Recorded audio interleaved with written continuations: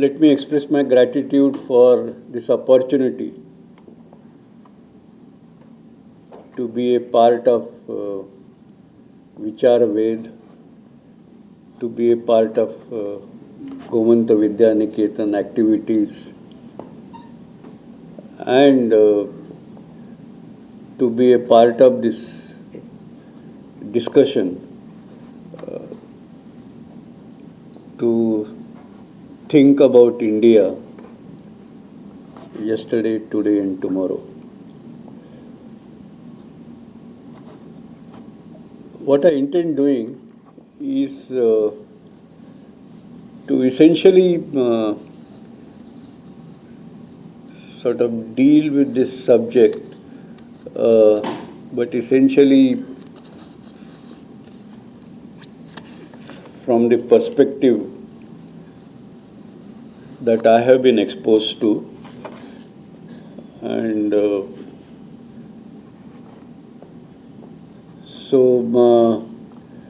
as we all know, the human evolution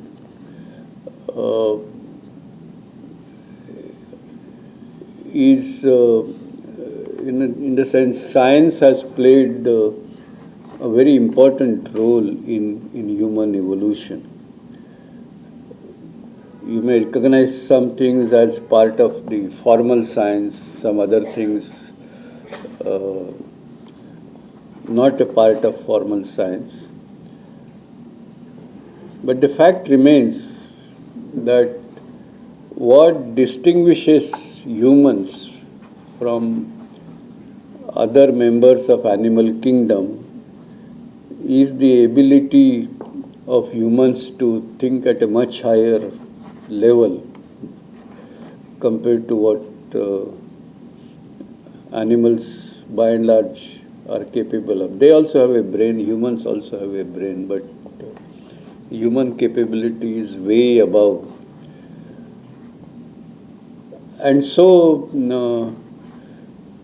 we have, as humans, we of course are a part of animal kingdom, so there are animal instincts in all of us, we like it or not.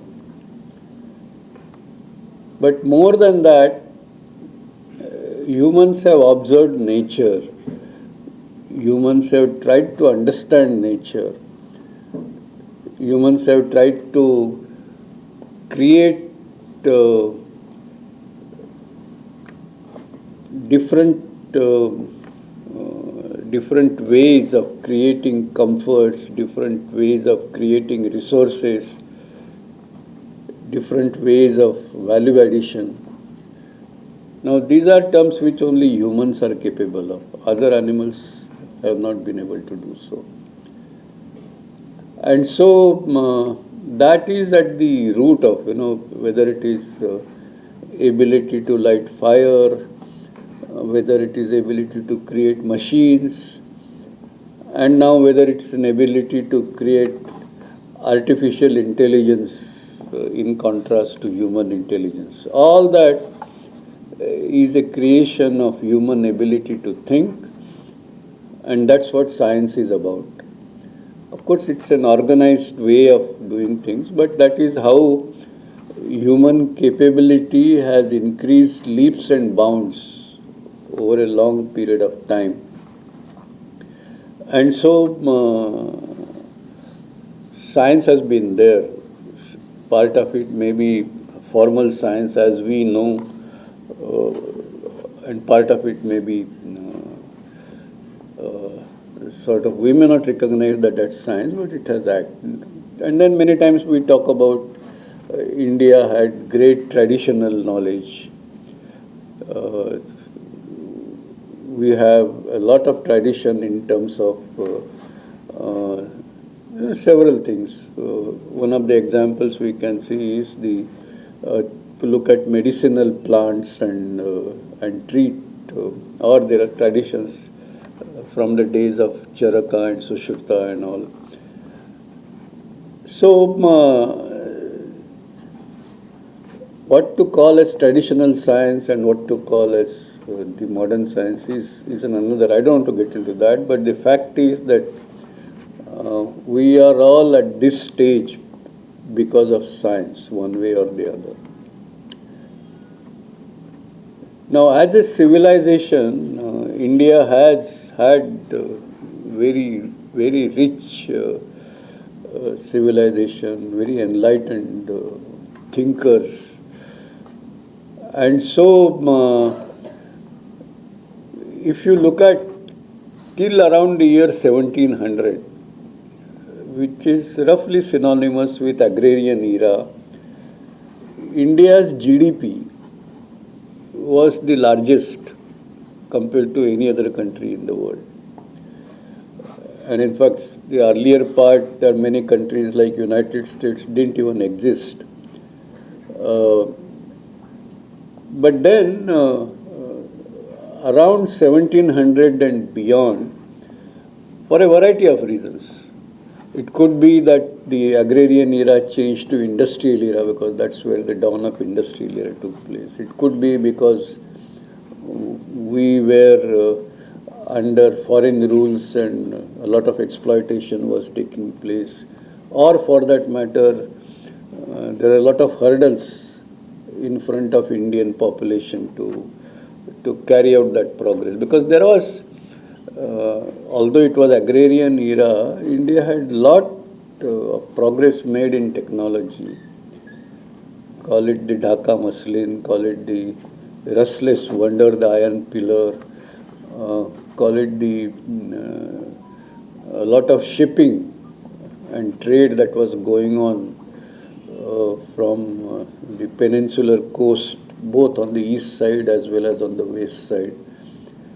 So it was not as if India's activities were restricted to only agrarian or agriculture related.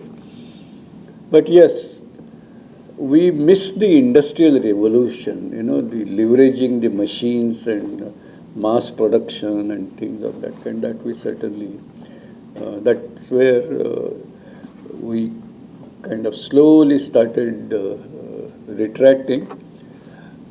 And if you trace that history of how the GDP in the country changed in relative terms, relative to the global GDP, it's only in 1947 when India became independent that by that time the relative GDP of the country was very low, just a few percent.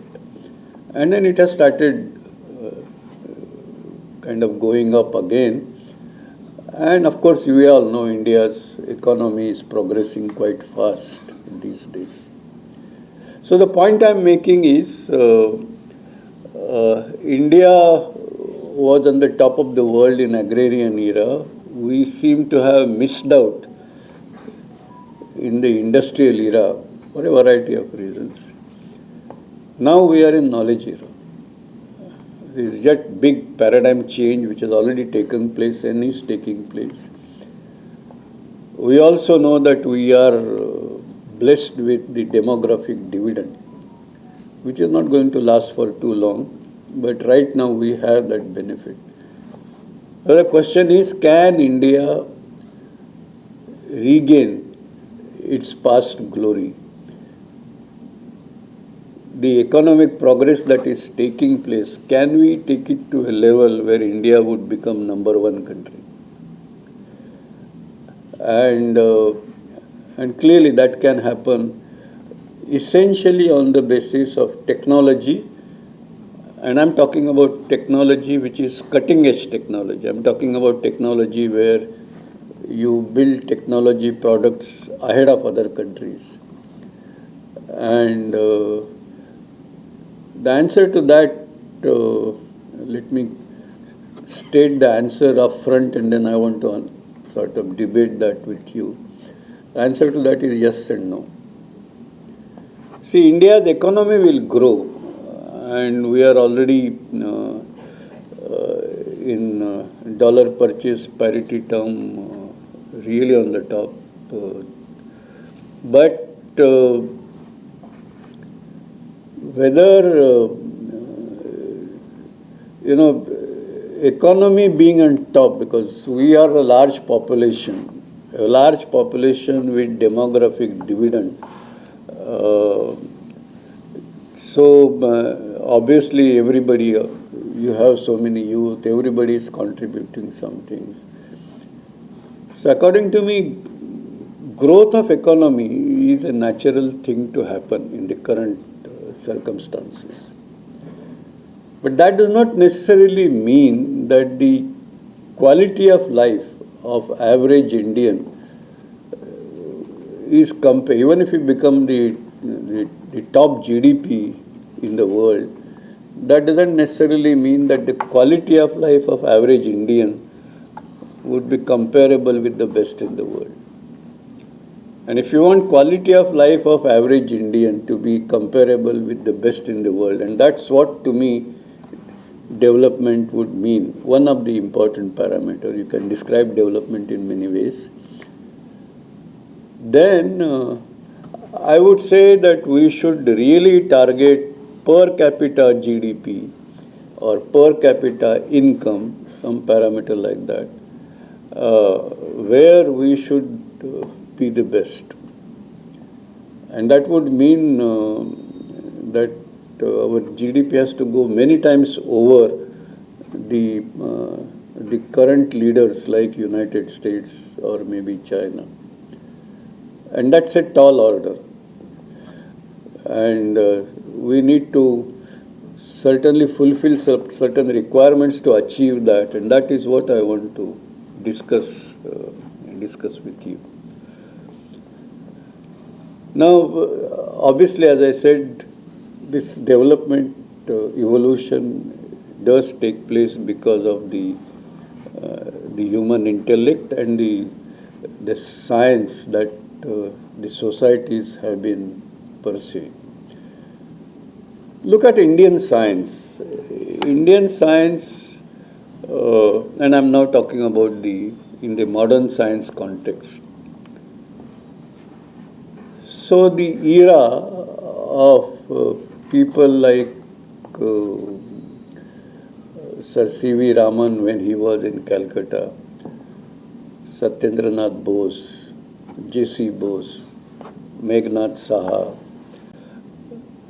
Mahendralal Sarkar, many people describe that as the golden era of Indian science. Of course, that was the only Nobel Prize for scientific work done in India that India received. But at that time, in that group, there were at least 3 or 4 other people who were at the same level to get a Nobel Prize as Sir C.V. Raman. They didn't get, that's a different story, and that's a separate discussion. You don't see that today, and that's the point we need to recognize. We have great academic institutions, but if you now look at, for example, the ranking of universities, depending on the ranking, you will have Indian universities ranking at different numbers, but none of them are within 100. In fact, in some ranking, none of them are within even 200 or 300. So that's a matter of worry as to why, when the resources were so limited, India was under foreign rule, Indian science could do things at that level. Now we are not able to do that. And there are many reasons, and it's not my intention to sort of spend too much of time on that. But the fact remains that, that was the era when, in fact, all of them, or most of the scientists who were at that class, they were actually very active participant in freedom movement, one way or the other. They had that passion. They were doing science to take India forward. It's a very important factor. And then, of course, later on, we all become materialistic. What's my salary? Do I get more salary compared to other? And so on and so forth.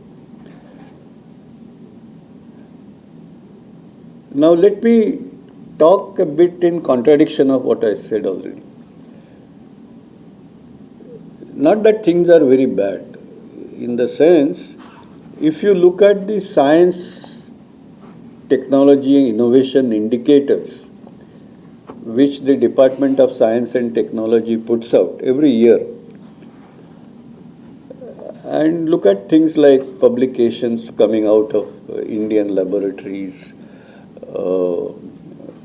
you would find that the growth in the scientific publications from India is perhaps the fastest.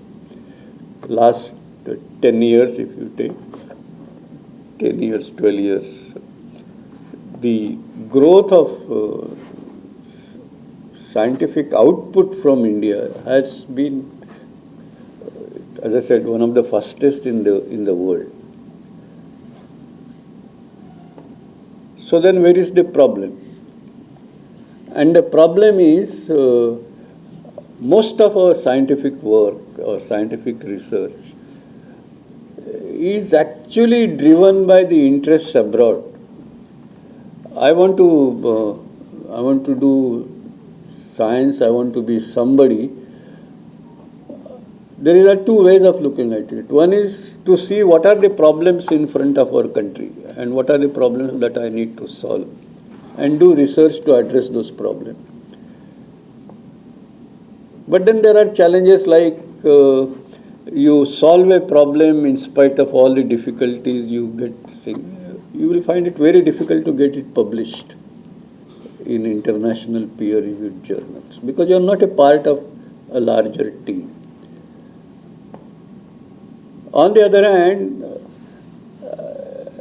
it is very attractive to be a part of somebody's lab abroad, to be a collaborator of some eminent scientist abroad, to visit them, work in their laboratories, come back here and do some collaborative research. And so obviously we have good publications, good citations. But when you do that, and not that we should not do that, that's a right way, but the lacuna there is that when you do that, you are pursuing somebody else's idea. So at best you can be number two. You can't be the leader of a particular idea or addressing a particular idea. So you may be a good scientist, you may have a lot of recognition, but you can't go on the top of the table. So you neither contribute to national cause nor become the top-notch scientist in the global standard. And so I think it's important that science can happen only through collaboration is an important aspect of doing scientific research.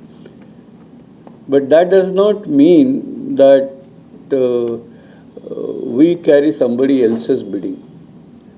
We should be doing research to address our challenges, the problems which are more important to us. And if you do that, maybe initially there will be hurdles in terms of good publication record or something. But India is a large country. We have, creating critical mass in this country is not difficult. And if we create a pool of researchers of that kind, I think it's not difficult for India to go on the top of the table. So the point is, as far as scientific research is concerned, as I say, if you really examine the data, we've been doing quite well. But in terms of being among the top, not sufficient enough. There has been that fundamental challenge. And unless we recognize that and address, this will always be a problem. Now, when you do research you do for, well, one is pushing the knowledge frontiers forward. It's an important aspect of doing research. An important, civilizations have grown because there has been this research, and I'm not talking about research only in science, any kind of research where you push knowledge frontiers forward is an essence of civilizational progress. Now, and that's an important part. Then you don't ask question, you've done research, what the country has gained. What is the contribution to economy? Such questions are actually irrelevant. But at the same time, the new technology which contributes to economy, which contributes to economic growth, value addition, that new technology arises out of new knowledge that you create while you push the knowledge frontiers forward. Now, this is where again a similar problem, as I described in the context of scientific research, arises when you are doing technology. If I am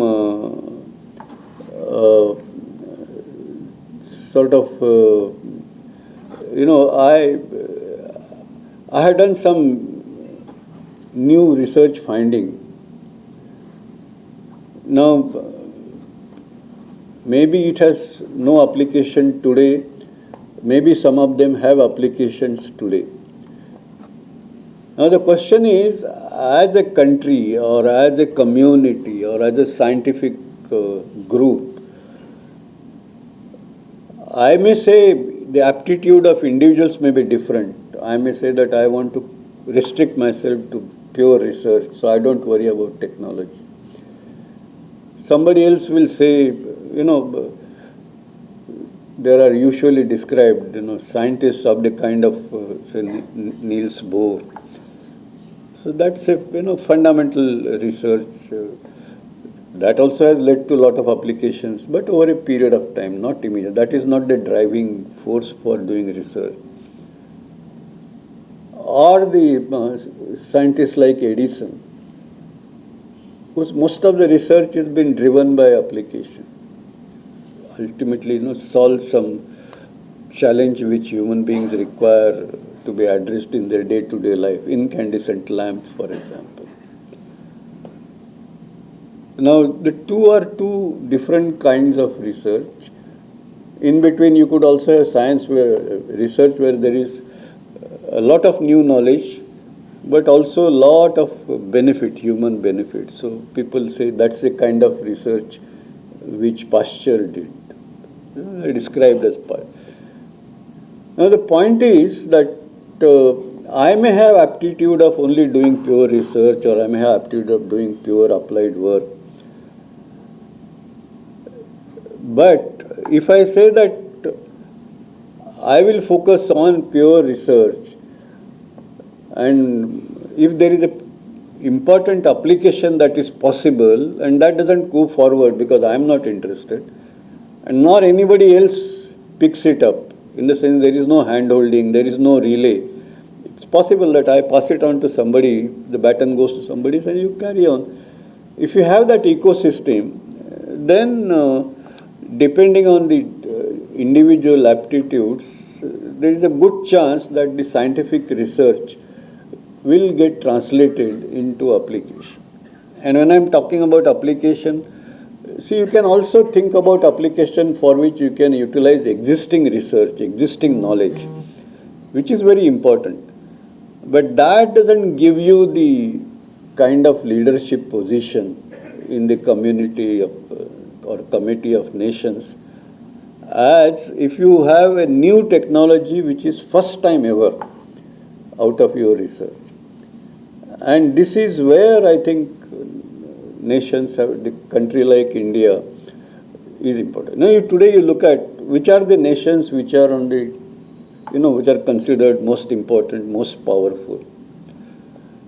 You may say, does money makes nation powerful? Perhaps to some extent, yes. But there are countries which are very, very rich, Saudi Arabia, or even there are small, small nation states. If you look at their per capita income, it's huge. But they are nowhere to be counted in terms of their technological power. And so there is no military strength. And so they don't count in dictating terms in the global politics. Money to some extent, yes, but not yet. On the other hand, countries like United States, and now you are watching the Russia-Ukraine war, country like Russia, economically not very strong, but technologically quite strong, militarily quite strong. So the point I'm making is, you generate wealth out of technology, you generate military power out of technology, you generate power to influence the world out of your technology. But of the technology of the kind which is new technology, which others haven't been able to build so far, and to be done ahead of others. And we must need to get an ecosystem where, this translation of new knowledge to new technology takes place all the time.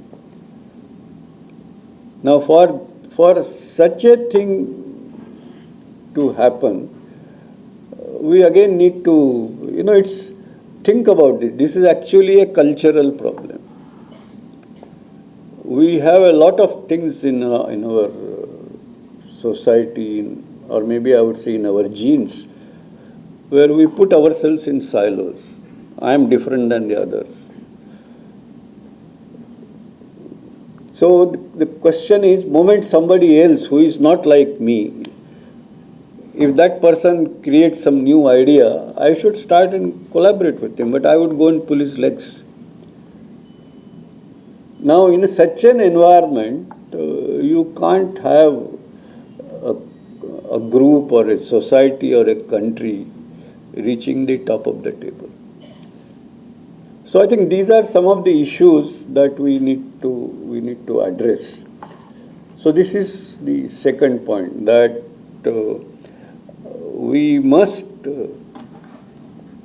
go through a socio-cultural transformation to be able to translate good science that is being done into good technology ahead of others, and leverage that technology for economic growth. Let's take it a step further. Now, economic progress, for example, you don't necessarily require the top-notch technology for economic progress. So I call it the so-called development driven by principles of economics, development driven by finance. Now, I think it makes perfect sense that I look at what are all the resources I have and look at where I'll get better price for those resources, and simply do a barter deal or market those resources. And we've been doing that for time immemorial, whether it is agricultural products, whether it's natural resources or whatever. You don't really require too much of science and technique. Of course, you require some bit of rudimentary science, but something which is known for ages. And but there are conditions where certainly economy will grow. But it doesn't lead to improvement or strengthening the human capability, the society becoming, getting commanding position in the world, dominant position to sort of dictate them. It will be like I describe that more as a transactional mindset, which will be always there. A transactional mindset is something you cannot avoid. But it doesn't take you very far. At the next level, I would say you can talk about development or progress driven by technology.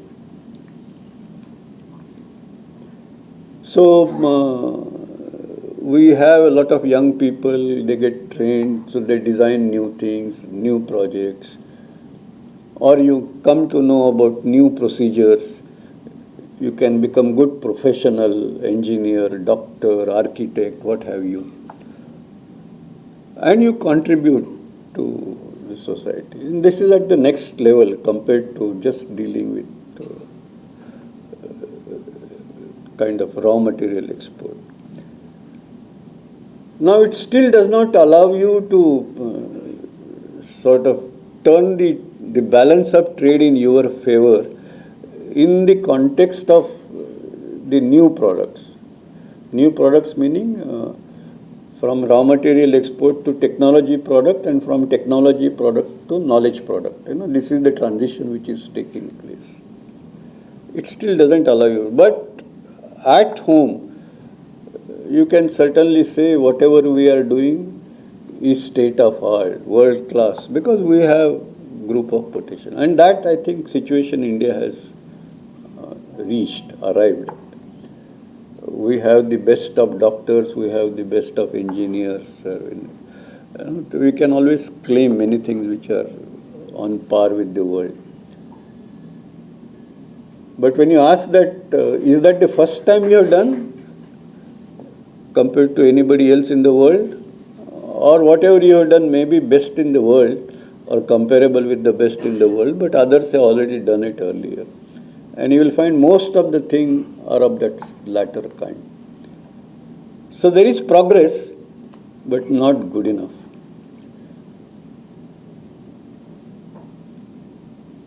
As I said in the beginning, now we are in the knowledge era. Now, so the third layer is the progress driven by knowledge. So, call it,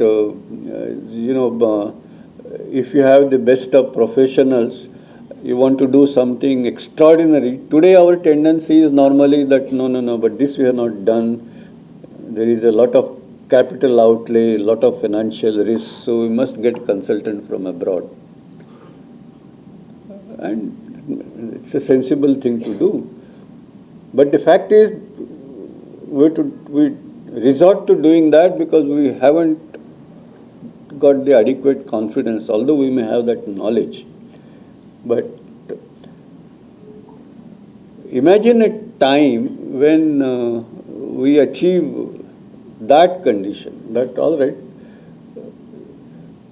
we do things on the basis of our own wisdom, our own knowledge, our own understanding. Maybe first time we'll fail, but second time we'll come, get it right. And do something, as I said, differently compared to what others do. And that, if you get into that, then you can certainly create products which you can export. And I'll give you a simple example. So you take all high-tech products which are taking place within the country. There's something. Atomic energy is one, space is another, the missile program of defense is another.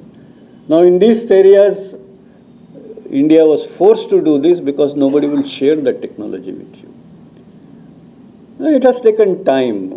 Others may have done it in 5 years, we might have taken 20 years. It has taken that time. But the fact is, today we do things better, we do things cheaper. All high-tech things that happen, whether it is Mangalyaan, Chandrayaan, building a nuclear reactor, building a missile, satellite interceptor, all these things have happened in the country, and they have happened at much, much lower cost. BrahMos today is supposed to be one of the most powerful missile in the world. Now, this is what I call knowledge-driven products. And these are products. Now, it has taken time for us to get into export market in a big way, but that also is started happening, and that should happen in all areas, and that should happen in a large scale. And that is where then you get that power. You become a powerful country in terms of earning capability, dominating trade. You become a powerful country in terms of military capability, and you become a powerful country to, I wouldn't say dictate, but at least shape the world as it emerges. So the so-called Vishwa Guru, if you want to dream India to be, then that is what we should take the science and technology to. And if you do that, surely this would happen. Now, I'm not putting a timetable that whether it will happen by 2047 when India will be 100 or a little later or a little earlier. That's a matter of how things are organized. But at least I want to propose that that should be our aim. Simply becoming the top economy in the world is in that context, a very low aim. It may appear very difficult at this moment, but it's actually, it won't make you or meet your ambition that you must have. That the quality of life of Indians, average Indian, should be comparable with the best in the world. If you put this simple objective as your development objective, I think everything else follows according to me. But that requires that kind of mission, that requires that kind of mindset, both in terms of people who do new technologies, but also in terms of people who leverage that technology for the larger economic good for themselves and also for the country. So that is the transition that one would like to see. Now, let me take this a little further, and for example, I told you that you could make value addition or you could make economic gains on the basis of raw materials, on the basis of your own the sort of what I call procedural knowledge, in the sense I have studied a subject, I have become expert in that subject. I have come up to the point where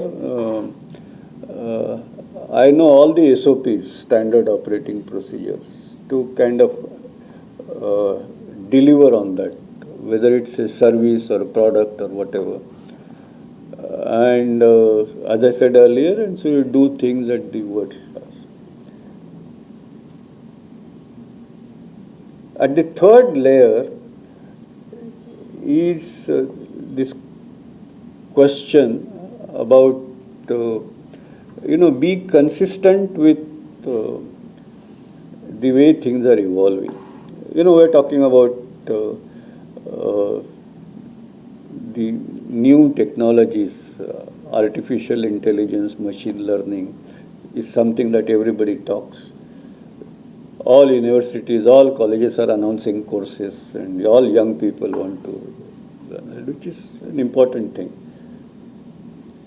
Same thing is true about for example, there could be, cognition is becoming a big branch of science. And tomorrow you would have big technologies arising out of cognitive sciences. Or for that matter, the genetics is another area where it would unfold into large-scale technologies. Now, if you now look at, we are making progress in science, we are making progress in technology. But if you look at these top-notch areas, which many people describe as R&D intensive industry. See, earlier you had technologies and you get technology from somewhere and make product and put it in the market. After some years you find that something more competitive has come in the market, so you go and get another technology and you carry on. And as I told you, that does not give you the leadership position. So now you say, okay, I will have in-house R&D because that will make sure that I remain competitive, my business remains competitive. And if I do R&D at the cutting edge, globally competitive R&D, then I'll make sure that the technologies, new or old or that I'm practicing will remain at the best level possible, and my business will remain competitive. Now we are moving to an era where for doing this you need, of course you need research, you need to develop products, but you also require a support system which requires very, very large investment. Take the case of semiconductors. I put it to you that India has actually missed semiconductor revolution, which took place maybe 20 years ago. We completely missed it. Why? In terms of science, I think material science is a very strong area of Indian science. And they can explain to you almost everything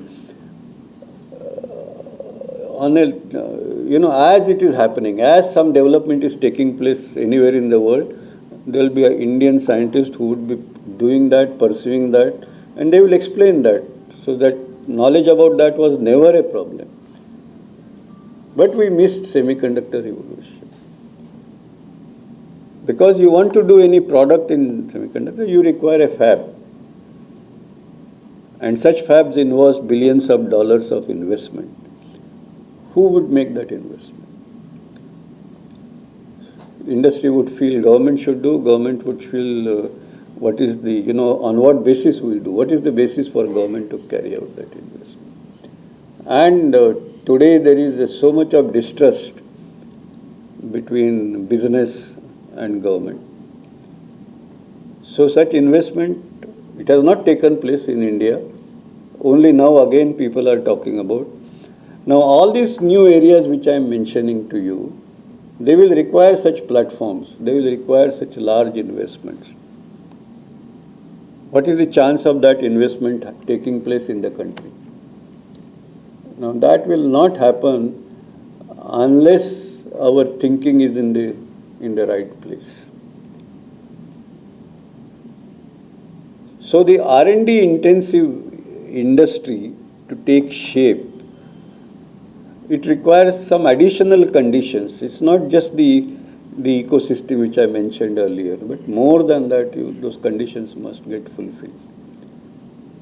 And unless that happens, it will be very difficult. So just like we missed semiconductor revolution or microelectronics revolution, we actually missed, for example, the high temperature superconductivity. It came a big bang at time when everybody used to talk about it. In terms of industrial product, India, what has happened? Nothing. Although in terms of publication, probably India has produced maximum number of papers. Again the same issue. So this what they call a triple helix architecture is absolutely essential for such things to happen. The triple helix architecture, the three elements are, of course, R&D is fundamentally important. But alongside, there should be industry, which not only participates in R&D, carries out a bit of investment in R&D, but also looks at creating opportunities in the commercial industrial space, and government on the third leg or third strand, where in addition to complementary investment, because industry investment by itself is unlikely to be sufficient. These are usually very large investments to be put in upfront when you don't know. So industry won't put all investment unless they know that the government is backing it up, and backing it up in the true sense, not just lip service. And government would take right policy decisions unless they know that the time has arrived. No point in making, the policy making usually lags. There has to be a felt need, then only it will happen. And more than that, government has to, or public has to make investments. And what is the basis for public to make investment unless they know? So there has to be this very close working together. R&D, which tells the future, creates knowledge about the opportunities that exist, to some extent a roadmap to how to sort of translate that knowledge or opportunity into reality, and the policy making, which has to go hand in hand. So unless these three entities, they work together, not in a serial manner. You do this, then I will see. That doesn't. They have to do concurrent working. Let us do it together. Let us take the risk together. So we need to create that kind of thing to make such things happen. And so you can imagine the challenge that we have. It happens in many countries elsewhere. It does happen. There are investments, public investments for the futuristic programs. Now, if you ask me that, you tell me that this investment will pay off, otherwise somebody's head will be chopped off, it will never happen. And see, that is the main challenge. Now, in that context, if you now ask that these are these evolving areas which may become the future of business, or the real value creation in the knowledge era, and if you now say that condition in India and condition in the most advanced countries in the world, whether the gap between those most advanced countries in the world and India, the gap is increasing or decreasing. Sometimes it looks to me that that gap is actually increasing. India is progressing. India is going way ahead. And India, its economy will grow. That's a given thing according to me. But not good enough. Not good enough to give India the top ranked position. And if this gap is increasing, recognize, instead of getting power out of technology, you may get into vulnerabilities. And you may get into vulnerabilities of a very serious kind. For example, I'm sure some of you might have heard, even artificial intelligence. All your mobiles are an excellent example of how effective. It tells you where you went. It picks up your choices, keeps on giving you advices that maybe you want to buy this, you want to buy that, or You want to go to such and such a restaurant, try such and such cuisine. So it's actually taking control of your life. Now look at it in the larger sense. Where does the market for all this lies? Market for this lies where there is, where there are people. Where are the largest number of people? They are in India. In terms of buying power, the largest market is in India. And in terms of these products, who is going to prepare? So it is these advanced countries. And then we are getting so many products. They are all, as an example, if you take artificial intelligence, they all have to be trained. So that requires a database. And one of the reasons why all these companies descend on India is because in terms of such data, India is the largest custodian of such data. But leave that aside and just imagine that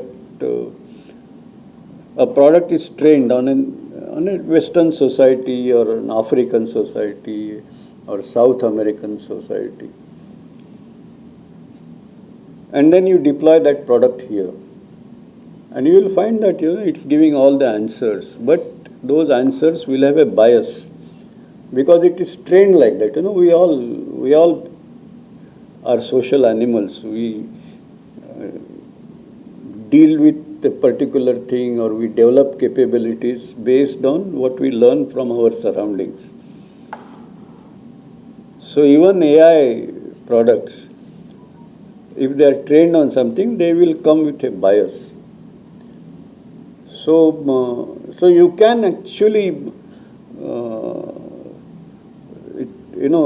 you could create a clash of cultures of a different kind, very different kind. So this is the simplest and the smallest kind of vulnerability that can arise. It could also be that I can decapacitate, I may have a lot of fighter planes and missiles and things like that. But if I have proper technology, I can decapacitate that. You may have things, they will just be there sitting ducks. So one has to be very, very conscious about being in the race, being in the forefront, and to ensure that we don't become vulnerable. In the days of East India Company, it was very easy for them to gain control of a large country like India, just like that. That also, if you think of it, because they obviously came with better technology and of course manipulated human beings.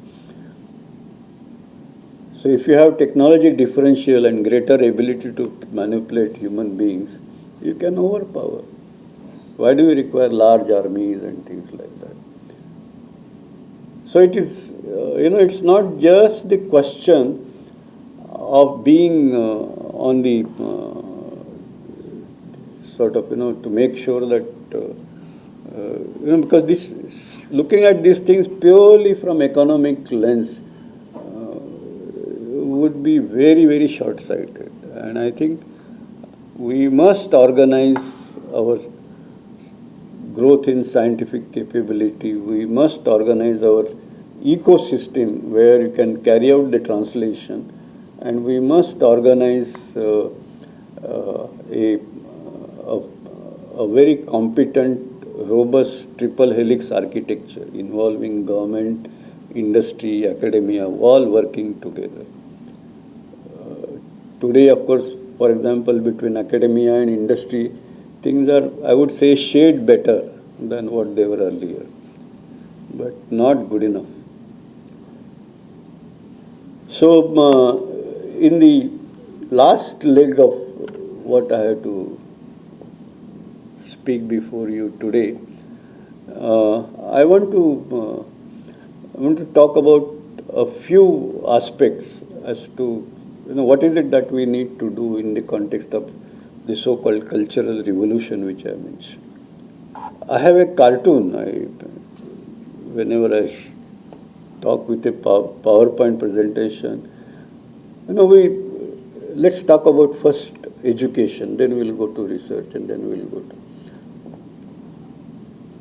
Now, we have identified curriculum, we expect some outcomes, and then there are rules and centrally controlled that by the end of first year you must know this, and second year you must know that, and then there is evaluation. And that evaluation has to be same for everybody, because you have to be fair to everybody. So this cartoon is essentially a teacher's sitting in a jungle, and his students are, there is an elephant, and there is a monkey, and there is a bird, and diverse animals, but they all have brains, so they can learn. And then the teacher says, I must give you a common test. So there is a tree, climb up. Now, how is it possible? A monkey can climb just like that. An elephant cannot. It doesn't mean that monkey is more competent than elephant. But we have created a system like that. We talk about diversity. It's such a buzzword now. In nature, we must preserve diversity. The quality of life keeps on improving as a result of diversity. We must avoid monoculture. All these things are, we all talk. Why can't we recognize that between human beings, no two individuals are alike? There is a difference. So this new education policy, which gives emphasis on allowing students to learn at their own pace and creating student-centric education system, I think is extremely important.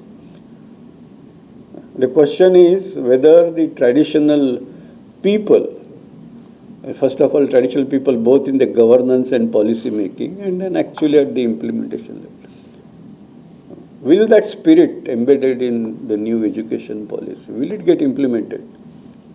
That is the real question. Otherwise,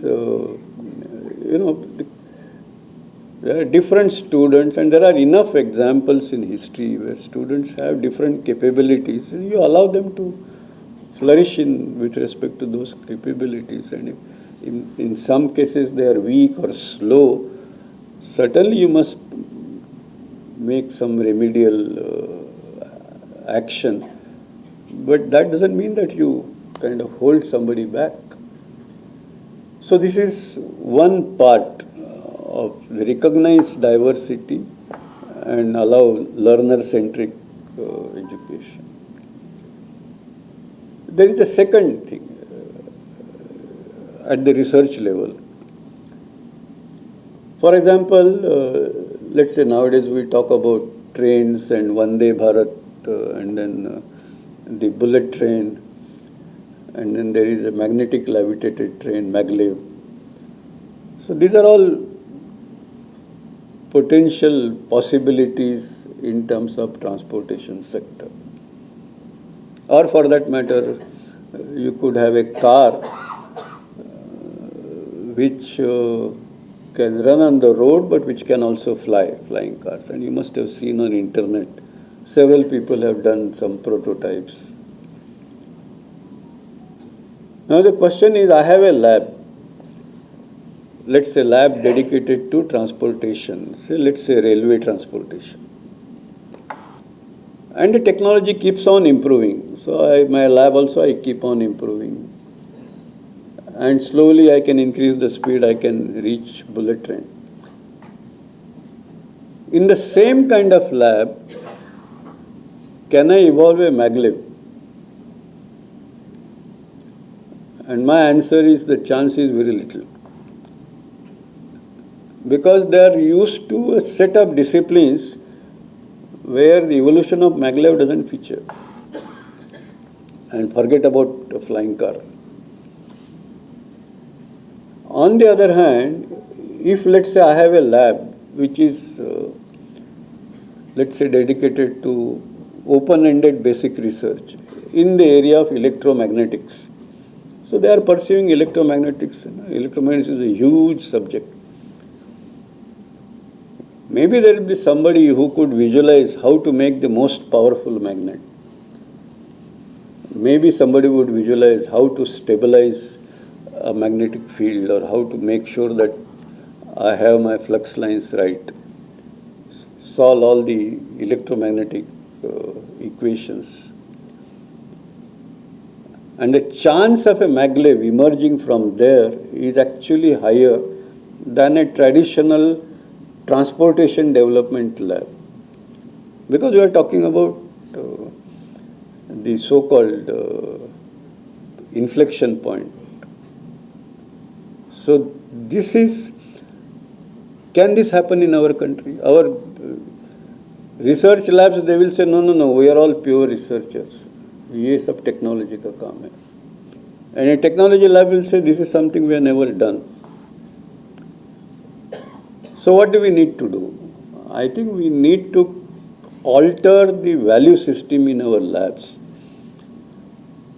Align the value system in terms of, that goes in recognition of individuals' contribution. Align that with the institutional objectives.